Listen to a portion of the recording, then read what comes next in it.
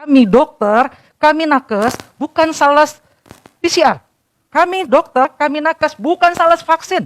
Semua kami lakukan untuk rakyat Indonesia, untuk masyarakat Indonesia, untuk kebaikan rakyat Indonesia.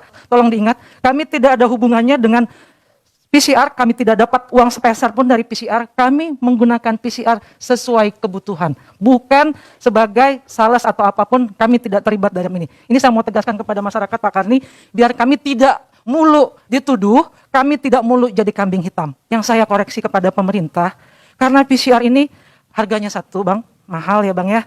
Harganya kalau mau dipaksa-paksa gratis, kalau negara sanggup, alhamdulillah. Tapi kalau dibebankan kepada rakyat, aduh kasihan sekali abang. Karena kenapa? Rakyat saat ini sedang sakit bang. Kita ini baru kolaps. Berkali-kali PPKM berjilid-jilid. Saudara-saudara saya nggak cari makan bang. Tidak banyak yang dipecat. Banyak perusahaan, mal-mal yang tutup, yang bangkrut. Jadi banyak saudara saya tidak punya pekerjaan. Boro-boro dia untuk PCR, untuk antigen pun bahkan yang mungkin dibilang murah itu mahal bang bagi mereka. Tuh orang yang berdagang ke Jakarta misalnya dari Bandung atau dari mana, dari Jawa, bawa sayur ke Jakarta, PCR misalnya 3 hari. Itu berapa uangnya? Atau dia antigen berapa juga uangnya? Pagi dia antigen dulu, kapan dia dagangnya bang? Kalau tiap hari antigen, nggak jadi dia cari uang gitu. Dan jangan lupa, akibat wabah ini berapa banyak saudara kita yang meninggal, tulang-tulang punggung keluarga itu meninggal. Banyak nakes saya itu terpaksa memulangkan keluarganya di kampung karena nggak bisa kasih makan keluarganya bang. Dia dikasih gaji sekian, dengan keadaan COVID sekarang penghasilan rumah sakit turun. Penghasilan rumah sakit turun otomatis gaji dia terhambat. Insentif yang dijanjikan pemerintah berapa kali terlambat? 8 bulan baru dibayar, 3 bulan baru dibayar.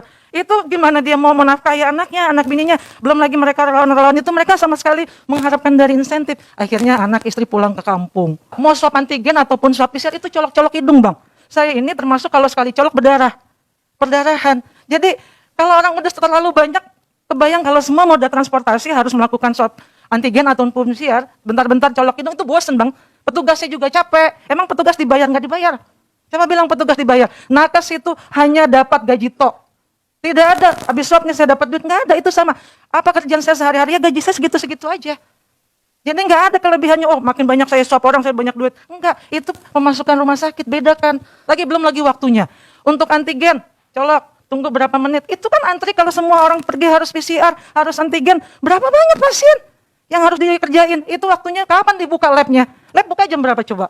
Apa mungkin dia 24 jam buka karena yang satu mau berangkat pagi? Nggak mungkin. Tolonglah negara hadir gitu. Maksudnya ini rakyat sedang berusaha bangkit, sedang sakit.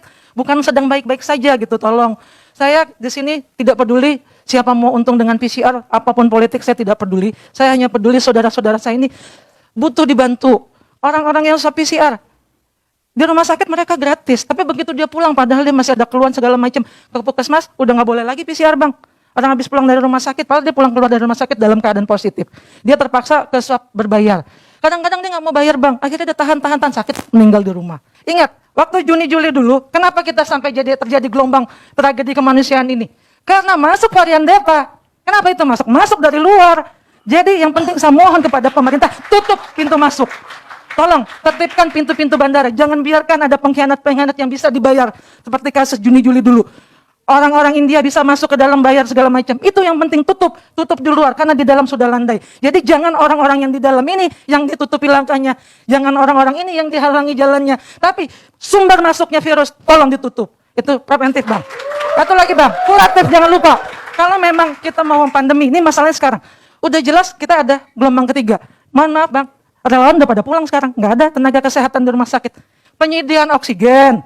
Penyediaan alat-alat ventilator, penyediaan bed, jangan sampai lagi terjadi kasus seperti kemarin, banyak orang isoman di luar karena rumah sakit penuh, karena obat-obat tidak ada, alkes tidak ada, rumah sakit saya sampai sekarang belum ada obat. Nah nanti sempat kejadian obat nggak ada, alat nggak ada, saya tiap hari begini, pasien saya meninggal, ya Pak sabar Pak, saya juga sebentar lagi meninggal kalau kayak gitu Bang, karena saya nggak pakai apa-apa, cukup bilang sabar ke pasien, oksigen nggak ada, semua nggak ada, sekarang ada lagi insentif, uangnya disuruh kembaliin. Pasti orang udah kerja, itu kan yang salah siapa?